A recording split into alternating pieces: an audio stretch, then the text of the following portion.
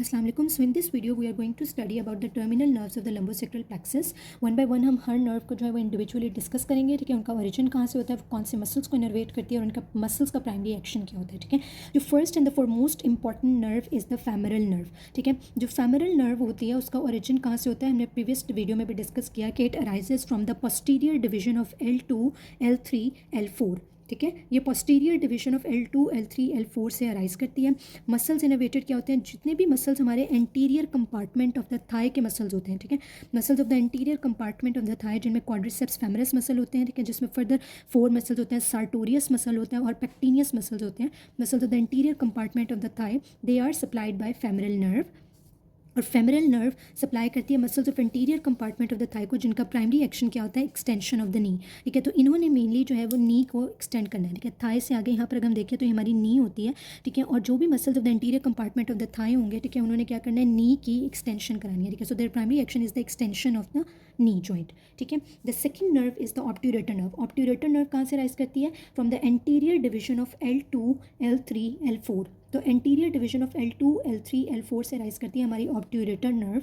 Obturator nerve जो होती है वो medial compartment of the thigh को सप्लाई करती है, ठीक है। अगर anterior compartment of the thigh को सप्लाई कर रही थी फेमरल नर्व, ठीक है, तो ये जो medial compartment of the thigh होता है, ठीक है, जो मीडियल साइड के ऊपर होता है, medial compartment of the thigh, ठीक है, उसको सप्लाई करती है ऑब्ट्यूरेटर नर्व। और medial compartment of the thigh के अंदर कौन कौन से मसल्स होते हैं, ग्रेसिलिस मसल होता है, एडक्टर लॉन्गस मसल होता है, एडक्टर ब्रेविस मसल होता है, anterior portion of adductor magnus muscle होता है, ठीक है। और medial compartment of the thigh को हम क्या कहते हैं, हम adductor compartment of the thigh भी कहते हैं, क्योंकि अगर आप देखें तो इसके अंदर बहुत ज़्यादा अमाउंट में हमारे पास 3-4 एडक्टर मसल्स हैं। 3 एडक्टर मसल हैं, adductor longus, adductor brevis, adductor magnus. Therefore the medial compartment of the thigh is also called as the adductor compartment of the thigh. अब इसका नाम ही हमें बता रहा है कि adductor compartment of the thigh है, तो इसका एक्शन क्या होगा कि ये एडक्ट करते हैं थाई को और मीडियली रोटेट करते हैं थाई को, ठीक है। इनके मसल्स के नाम से हमें इसका एक्शन पता चल रहा है कि एक तो मीडियल कंपार्टमेंट के मसल्स हैं, इसलिए मीडियली रोटेट करेंगे थाई को, और इसको हम एडक्टर कंपार्टमेंट भी कहते हैं, इसलिए ये एडक्ट भी करेंगे थाई को, ठीक है। सो ये ऑब्ट्यूरेटर नर्व होती है जो कि medial compartment of the thigh को सप्लाई करती है, ठीक है। Third and another most important nerve is the tibial nerve. Tibial nerve जो होती है वो anterior division of L4, L5, S1, S2, S3 से राइज करती है। L4, L5, S1, S2, S3, anterior division of L4, L5, S1, S2, S3 से rise करती है टिबियल नर्व। और tibial nerve posterior compartment of the thigh को supply करती है, जिसमें कौन कौन से मसल्स आ जाते हैं, सेमी मेम्ब्रेनस मसल होता है, सेमी टेंडिनियस मसल होता है, long head of the biceps femoris होता है, posterior portion of the adductor magnus muscle होता है, ठीक है। इनको ये tibial nerve posterior compartment of the thigh को सप्लाई करेगी और उनका मेन एक्शन क्या होता है, वो नी को फ्लेक्स करते हैं और थाई को एक्सटेंड करते हैं, ठीक है। Flexion of the knee and extension of the Thai.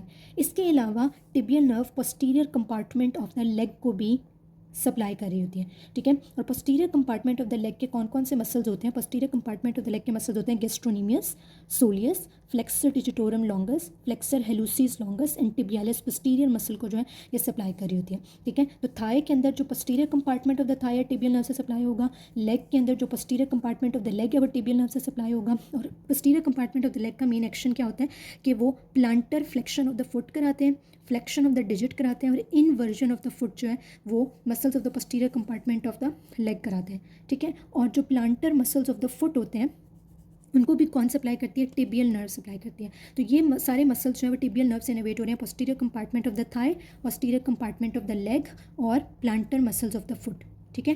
तो ये याद रखनी है आपने बात कि ये एंटीरियर डिवीजन होती है L4, L5, S1, S2, S3 की, लेकिन ये supply posterior compartment of the thigh, posterior compartment of the leg और plantaris muscle of the foot को कर रही होती है। नी को ये फ्लेक्स करती है, ठीक है, थाई को ये एक्सटेंड करती है, planter flexion of the foot करती है, डिजिट्स को भी फ्लेक्स करती है, और इनवर्जन ऑफ द फुट जो है वो टिबियल नर्व करा रही होती है, ठीक है। So this is a very important nerve, ठीक है। और ये जितनी भी नर्व्स हैं इनके जो मसल सप्लाइड हो रहे हैं उनके जो मेन एक्शंस हैं ये बार बार MCQs के अंदर जो है वो रिपीट होते हैं, ठीक है।